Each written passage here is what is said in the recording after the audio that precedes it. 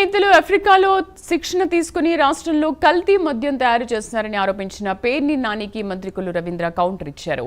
పేర్ని నాని ఆరోపణలను ఖండించారు. రాష్ట్రాన్ని మద్యం మాఫియాగా తయారు చేసింది జగన్ కాదా అని ప్రశ్నించారు. సౌత్ ఆఫ్రికాలో వైసీపీ పెద్దలకు మద్యం వ్యాపారాలు లేవా అని నిలదీశారు.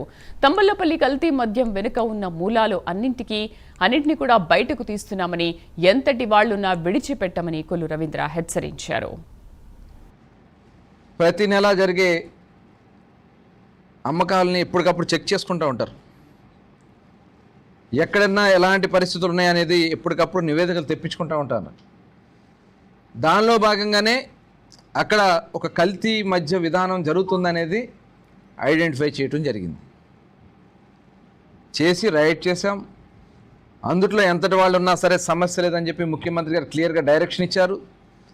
దాని ప్రకారం అందులో తెలుగుదేశం పార్టీకి సంబంధించినటువంటి వ్యక్తులకు కూడా సంబంధం ఉందని చెప్పి తెలిసిన వెంటనే వాళ్ళని పార్టీ నుంచి సస్పెండ్ చేయడమే కాకుండా కేసులు కూడా చాలా తీవ్రంగా వాళ్ళ మీద సెక్షన్స్ పెట్టించడం జరిగింది.